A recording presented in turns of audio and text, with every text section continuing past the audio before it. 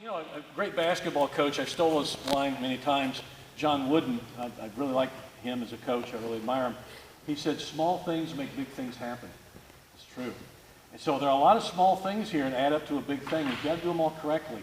That's why it takes, you got to train smart as well as training hard. A lot of guys train hard, they're real tough guys, but they're also tough guys that lose fights. You know, not always, but you've got to train smart. If you're that guy who can train smart and train hard, you're going to be a tough guy. This is the head roll approach to doing Juji Gatame.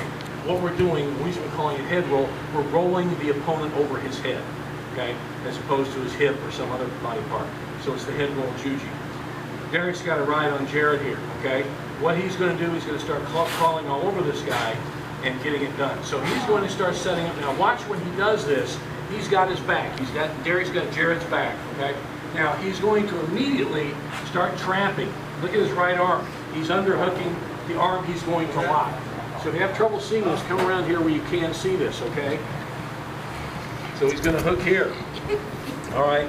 Now, see the position of Derrick's body? He's going to turn it where it's a little more sideways, so his head is now going to be on the mat. If he has to post with his hand initially, fine. But the top of his head is on the mat. That's key. Don't have your face, don't plant your face, don't have the side of your head. You've got to be on top of your head because, see what, if he went on one shoulder, that's the only way he can roll, okay?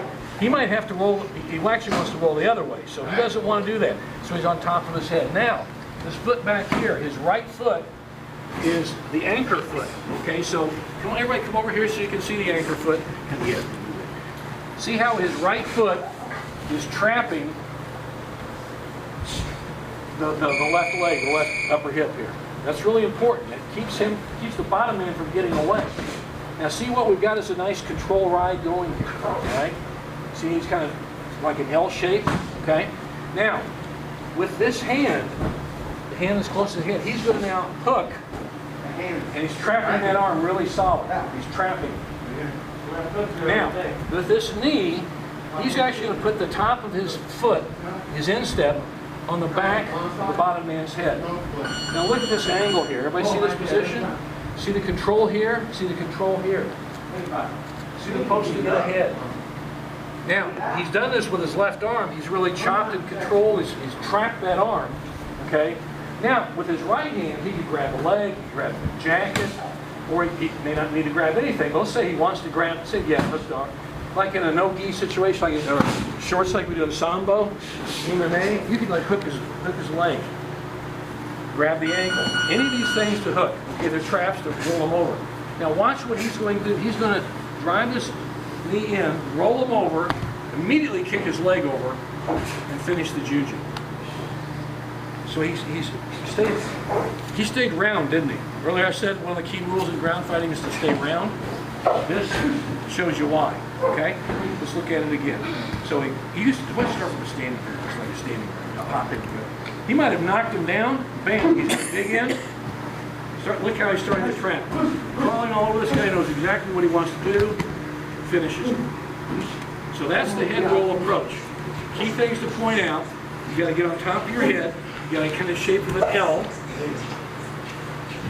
With, in this case, it's his right foot, he anchors it, this shin, instep, put on the back of the guy's head. You can do it with your whole leg, but it works a lot better, it's more effective if you use the instep of your, right in here, where the laces of your shoe might be in like Sambo yourself. You good on that? We'll come around and help you a lot, but that's the fundamentals of, if you get this moved down, and there are a lot of parts to it, so that's why you have to drill on it every practice. And if you get this down, you will arm lock a lot of people. It works really well. So he catches it, he starts his move, all right? And Jarrod says, oh, I've been here before. Life sucks, I hate this. So I'm going to flatten out when he tries this. All right, now what he can do, don't flatten out quite yet because I want to talk to you. Right, so Derrick's starting his move, but get your knee up on his head. Boom, now he's, oh, now I'm in trouble. Okay, everybody kind of stand up here so you can come around here and see this. This is why if Derrick's rolling over his left side, you know, his opponent head roll over the left side, this is why he uses his left hand to hook and trap, okay? Because he can really scoop real tight, all right? Now watch what he does. He just rolls in on his hip, and now he's got him pretty compromised, and he's going to pry that arm out into a juji, okay? Now, we prefer really, you could do belly down finish, but we prefer on the hip because the reason is, like Derrick was explaining yesterday, if you're flattened out already, you really don't have much more room to pry with your hips, all right? I mean, that'll work. That works pretty good. But we prefer you a little more on your hips because you can get rounder and arch and make it hurt more, okay? Get a quicker tap. So let's look at that again, okay? So he comes in,